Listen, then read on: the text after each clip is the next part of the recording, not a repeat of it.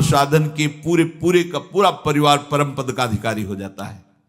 एक महाभागवत अनन्य भक्त श्री चंद्रहास जी महाराज, उनके पावन चरित्र का अपने लोग श्रवण करते हैं। इससे भक्ति बहुत घनीभूत होती है। भगवान व्यास देव जी ने इस महान पावन चरित्र की रचना करके फलस्तुति में लिखा है, जो चंद्रहास जी के चरित्र का श्रवण और मनन करेगा उसके हृदय में हरि चरणों में अमोघ प्रीति हो जाएगी, अनन्य भक्ति हो जाएगी। चंद्रहास जी केरलाधिपति पूर्वमासीद राजा सुधार्मिकः, राज्यं चकार मेधावी विधिवत् पालयन् महीम्, तस्य पुत्रो भवन् मूल नक्षत्रे बहुभाग्यवान। केरल देश में एक परम मेधावी सुधार्मिक नाम के राजा राज्य करते थे।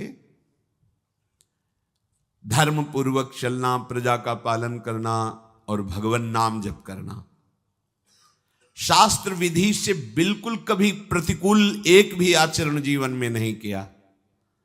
तो उनके यहां महाभागवत चंद्रहास जी का प्रादुर्भाव होता है।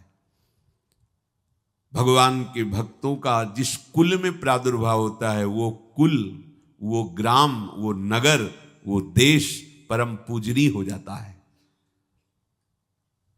महाप्रभु चैतन्य देव जब ईश्वरपुरी जी के गांव से गुजरे, पता चला यह ईश्वरपुरी जी का गांव है, उनके शरणागत मंत्रदाता गुरु ईश्वरपुरी जी, तो उस गांव की परिक्रमा करके रज में लौट रहे थे और कहते जा रहे थे कि इस गांव का कुत्ता भी हमारे लिए भगवान के समान पूजनीय, क्योंकि मेरे गुरुदेव का प्रादुर्भाव इस नगर में हुआ और वहां के लोगों की चरण रज लेकर के माथे पे धारण करते। नाम प्रसंग कहे तु उपदेश, जहां या धर्म धन्य सो देश, धन्य सो कुल जेहि जन्म भयो, धन्य सो तात धन्य सो माए।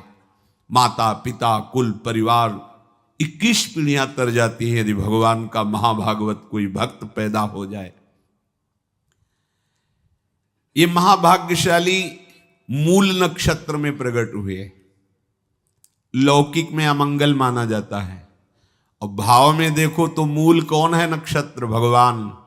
ऊर्ध्वमूल मधा शाखा मुसत्थम प्राहुरव्ययम, सबके मूल कौन है? श्री भगवान। किस नक्षत्र में पैदा हुए? मूल में, भगवत स्वरूप। और लोक में माना जाता है कि मूलन में पैदा हुआ है लड़का, अमंगल है, कुछ नष्ट ही होगा, संसार बड़ा विचित्र है।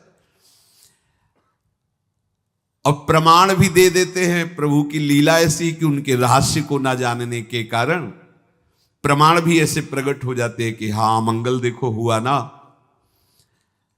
इधर बधाई प्रारंभ है कि राजकुमार का प्रादुर्भाव हुआ है। जैसे गोस्वामी जी जन्मते ही श्री मुख से उच्चारण किया राम, अहो भाग्य। बालक रोते हैं, गोस्वामी जी रोए नहीं थे, प्रकट हुए तो बोले राम। चंद्रहास जी प्रकट हुए तो बोले कृष्ण। जैसे बालक रोता है ऐसे उनकी आवाज में निकला कृष्ण कृष्ण। बड़ा आनंद हुआ सुधार्मिक राजा को कि हमारे कोई महाभागवत पधारा है, क्योंकि ये भजन करके पूर्व जन्म में ऐसी भागवती की स्थिति प्राप्त की कि अबोध अवस्था में ही श्रीमुख से कृष्ण नाम निकल रहा है। आनंद उत्सव मनाया जा रहा है। राजा है, राजकुमार प्रकट हुआ। और दूसरी बात, वो स्वयं भक्त हैं और भगवान का ऐसा भक्त जो जन्म लेते ही कृष्ण नाम उच्चारण किया। ये आनंद ज्यादा दिन टिका नहीं। रोज बधाइयां हो रही, आनंद उत्सव मनाए जा रहे। शत्रु पक्ष के राजाओं ने मिलकर कहा यही अवसर है, आक्रमण कर दिया जाए और केरलाधिपति का सब पूरा महल घेर करके कोई एक भी न बचने पावे। शत्रु पक्ष के राजाओं ने घेर लिया। हुतो एक नृपता के सुत चंद्रहास भयो, परियों विपत्ति धाई लाई और पुर है। राजा को दीवान ताके रही घर आन बाल, आपने समान संग खेले रस ढुर है। भयो ब्रह्म भोज कोई ऐसोई संयोग बन्यो, आए वे कुमार जहां विप्रन को सुर है, बोली उठे सबे तेरी सुता को जो पति है, हुओ चाहे जान सुन गयो लाज घुर है। आसपास से राजा और सैनिकों ने घेर लिया। अब वो असावधान थे, आनंद में पुत्र हुआ है, बधाइयां, कोई संभावना ही नहीं थी।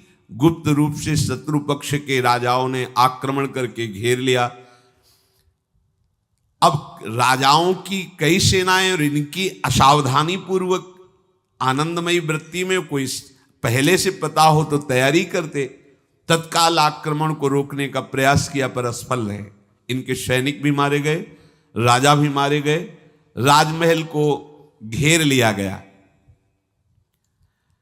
कोई भी एक भी बच के न जाने पावे।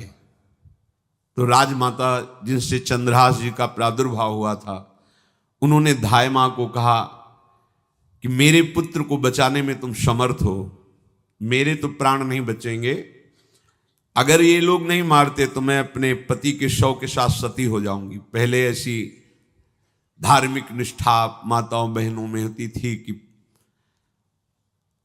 धाय मां ने विचार किया कैसे बचा सकती हूं, आसपास तो सब सैनिक घेरे हुए हैं।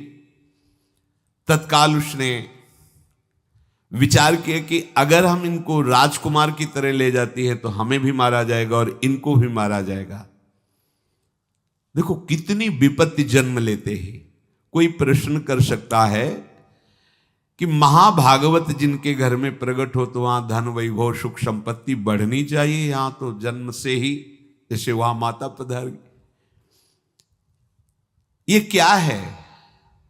तो श्री भगवान स्वयं कह रहे हैं, यस्य तुष्टो ह्रहम पार्थ वित्तम तस्य हराम्यहम, करोमि बंधु विच्छेदम सच कष्टेन जीवति।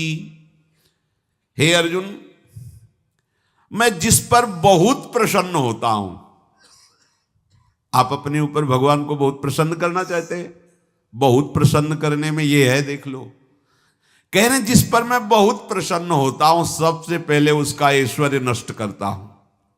फिर क्या करता हूं? फिर बंधु बांधवों का,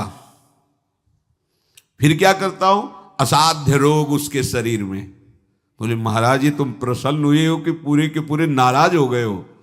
बोले यही मेरी प्रसन्नता है। क्या? माया का नाश। अब एकमात्र भरोसा केवल भगवान का, दूसरा कोई नहीं। ये सबको पसंद नहीं आएगा, सब तो उस भगवान की भक्ति चाहते हैं कि अगरबत्ती धूप बत्ती तन मन धन सब तेरा स्वामी, क्या लागे मेरा, पर अंदर से कह रहे सब तन मन धन सब मेरा, क्या लागे तेरा।